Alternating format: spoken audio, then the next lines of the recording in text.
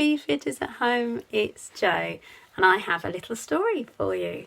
It's all about a boy called Byron. Now Byron woke up one morning and he opened the curtains and looked out of the window and he saw that it was a really rainy day. Oh no, he really wanted to go and play outside, but never mind. His mum said, put your welly boots on because there are some enormous puddles outside for us to jump in. He was so excited. He put on his coat, got his welly boots on, looked around, checked his sister Ava was getting her welly boots on, and sure enough she was. They were ready for some serious puddle jumping. It was going to be the best time. He loved puddle jumping. They opened the door and went outside. Now there were lots of puddles. There were some small puddles, medium puddles, and some giant puddles. Which one should we go in first, Ava? He said. He decided that they'd go into the little one first and work their way up to the biggest. So they did. They had a huge splash in the smallest puddle. It was brilliant. They got so wet. Then they went to the next puddle and did really big jumps and lots of splishing and splashing and sploshing in the puddles. But then to come was the biggest puddle of all.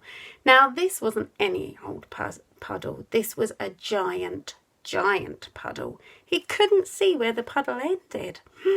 They held hands and did one big splashy jump in.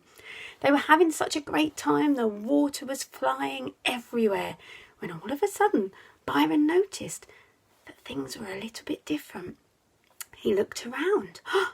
He wasn't hearing Worthing anymore. Where was he? He could see all sorts of magical things in the sky. What appeared to be giant bubbles. Now he'd seen lots of bubbles in his life before. They'd gone from little bubbles to big bubbles to double bubbles. But there was nothing like this. This was a huge rainbow bubble. It was as big as a house. Look, Ava, he said, look at that bubble. Now the bubble got nearer and nearer and nearer. And as the bubble got near, a strange thing happened. Byron and Ava jumped on top of the bubble and they could see the whole world. They couldn't believe it. Now it wasn't the world that we know. Oh my goodness, no. It was a very, very different world. What was soft was hard. What was squidgy was tough. What was big was small. It was all sorts of strange animals. The tiniest little giraffe. The biggest mouse. They couldn't believe what they could see. And all the while was this giant rainbow bubble getting bigger and bigger and bigger. Now they could see what looked like a really tickly place to land. So they wibbled on the bubble until the bubble came to the floor. Now the tickliest place would normally be really, really tough. It was like a big long road, but it was wobbly and very tickly, just like jelly. So they had a little skip along this wibbly wobbly jelly tickly road. They thought it was the best thing ever. They decided to roll down the hill. Now a hill is normally quite tough and you roll down the grass, but this hill had the giggles. So they got to the top of the hill and they were rolling down and the hill was giggling and wobbling as they went. Oh, they were having the best time. They hopped back onto the bubble. Where on earth could they go now? They'd had such a great time in this wibbly wobbly upside down land. But as they went, they got higher and higher and higher in the sky. So high that they could see rockets flying and spaceships zooming. All the aliens waved hello. Hello, Byron. Hello, Ava, they said. They know who we are. I can't believe it, said Byron. They zoomed through space. All the stars were making lovely shapes in the sky.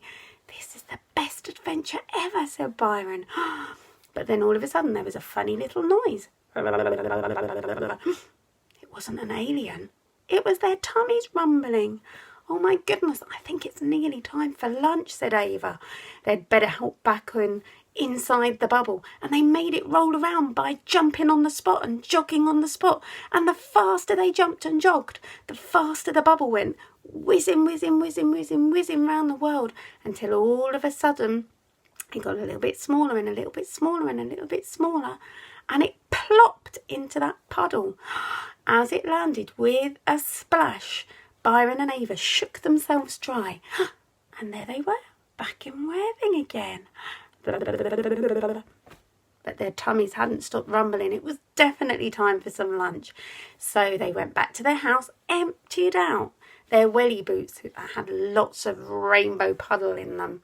And as they had their lunch, they told their mummy all about the adventures that they'd had. What a brilliant day. What a lovely adventure, said Mum. How exciting. I wonder if it's going to be sunny or rainy tomorrow. Byron and Ava just couldn't wait to see. Until the next time Beefeater's at home, have a lovely day. And don't forget, if it's sunny, you can play outside. If it's rainy, you can still play outside and splash in all the puddles. So have fun, Beefeaters at home. Stay safe and we'll see you soon. Bye-bye.